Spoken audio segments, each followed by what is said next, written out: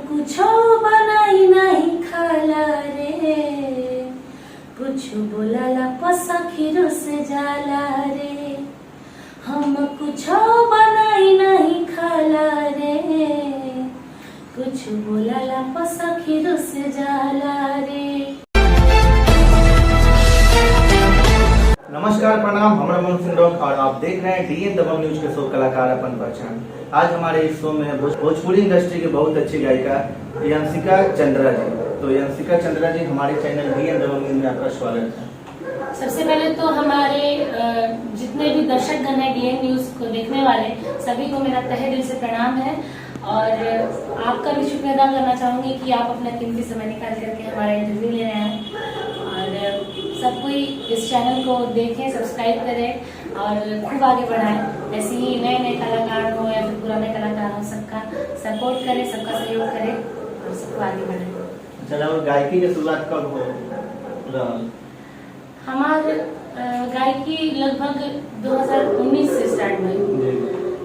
तो उस समय हम पहले गाना गए रहे छठ छोटे राज जी के स्टूडियो में। वो भी नीलकमल जी गवैले रहनी हमरा के पहला गाना हमरा गावे का मन ना रहे। आई नीलकमल जी मतलब थोड़ा फ्रेंड भी बड़ा रिलेशन में ना गेला तो हमने के सोचनी हमार मॉडलिंग में आवे के मन रहे शुरुआती दौर में। लेकिन फिर कहलन कि ना गाना गावा, बढ़िया गावा करो, अगर मेहनत करो तो अच्छा कर सके। गाना गई बढ़िया, शुरुआत में उतना अच्छा स्टूडियो में पकड़ ना रहे, उतना अच्छा गाना ना भइल। लेकिन फिर धीरे धीरे करते नहीं तो हमारा इंटरेस्ट ज्यादा कि ना हमें कुछ अच्छा करे के चाहिए, तब लगल बनी। अभी तक कितना गाना गए बने? लगभग 15-20 गाना, ज्यादा दिन तक भइल नहीं थे, बीच में लॉकडाउन भी रहे, लेकिन फिर भी 15-20 गाना होके हमारा ड्यूट वगैरह सब मिला। सबसे फेवरेट सॉन्ग कौन सा? हमारा खुद के गाना अगर कहीं तब एक मर्द सरकारी है जो कि हम कोनो मंच पर गाए ना तो दर्शक लोग उतना ही प्यार सपोर्ट देवेला लोग जितना कि एल्बम भी। वो एल्बम भी हमारा लगभग 1 मिलियन लागत है पार बा। अच्छा। और स्टेज पे भी गाए ना तो लोग वही प्यार देवेला, सब कोई के पसंद आवेला गाना, यही से वो शायद बहुत ज्यादा करीब बा हमरा दिल के। अच्छा, गाना हमारे दर्शक के सुनावे चाहम। बिल्कुल, गाना के बोल रहे हैं सखी रे ओही से करम बियाह हो, जवन पूरा करी मनवा के चाहो। सखी रे ओही से करम बियाह हो, जवन पूरा करी मनवा के चाहो। बटे बड़ बड़ डिमांड, कपड़ा पेनी हम ब्रांड, अधिकारी चाहे रे जवन बुझे सखी हमर ददान, मर्द सरकारी चाहे रे। क्या बात है, बहुत बहुत अच्छा। अच्छा राहुल, सबसे दिल के करीब सॉन्ग अभी तक के भोजपुरी के कोई सॉन्ग? देखिए, जौन गाना कान के सुने में अच्छा लग जाला वो फेवरेट हो जाला। ऐसा कौन पर्टिकुलर गाना नहीं के कि हाँ फेवरेट बा। जो गाना हमेशा रोज बढ़िया बढ़िया गाना होता और रोज हर एक गाना, रोज एक गाना अपना फेवरेट की लिस्ट में बनत जाला। ऐसा कौन नहीं के हाँ एगो गाना बाकी बहुत अच्छा लगेगा।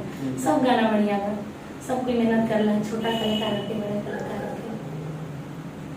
कौन पर्टिकुलर गाना कितना काम बहुत अच्छा लगेगा।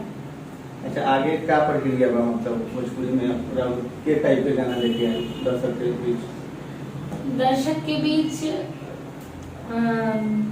वैसे गाना लेके आए जौन दर्शक सुनल पसंद करता। हाँ, बस कोशिश ये रही कि अश्लीलता से हट के बढ़िया गाना गाई और लोग के सामने बढ़िया गाना के प्रदर्शित कर, बढ़िया गाना गा के लोगों के समक्ष लाए, ये करें।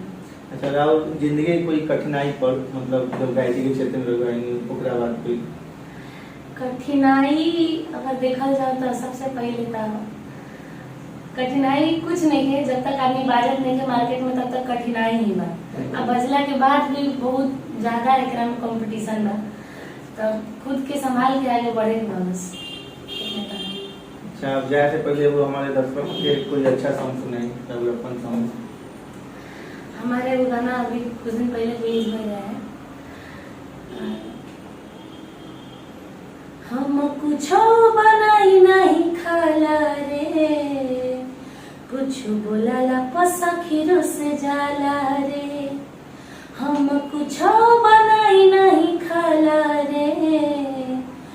कुछ बोलाला पसखी रुस जाला रे। मुहवा फुलावे लइका खानी, मुहवा फुलावे लइका खानी, सेजिया पे दुलार पसंद है। पिया जी को पिया जी को पिया जी को पिया जी को प्यार पसंद है, राजा जी को प्यार पसंद है। पिया जी को प्यार पसंद है, राजा जी को प्यार पसंद है। क्या बात है, बहुत अच्छा। तो आप देख रहे थे डीएन दबंग न्यूज के शो कलाकार अपन पहचान। इस शो में आज आपको मिलवाया है यंसिका चंद्रा जी से, और नेक्स्ट एपिसोड में आपको दूसरे कलाकार से मिलवाते हैं। तब तक के लिए जय माता। और हाँ, जो लोग भी हमारा इंटरव्यू देख रहे हैं, सुन रहे हैं, मेरा एक अभी हाल फिलहाल में ही यूट्यूब चैनल क्रिएट हुआ है, यंसिका चंद्रा ऑफिशियल। उस पे भी जाएं। उस पे एक रक्षाबंधन का सॉन्ग से मैं स्टार्ट की थी, और पहले गाने से ही बहुत प्यार मिला। 50,000 प्लस 10 दिन में उस गाने का व्यू है अभी। और फिर उसके बाद और भी गाना उस पे आते रहेगा बढ़िया बढ़िया। आप लोग उस चैनल को जरूर सब्सक्राइब करें। अच्छे अच्छे गाने गाने की और आप लोगों के समक्ष लाने के प्रयास में हमेशा लगी रहूंगी। धन्यवाद।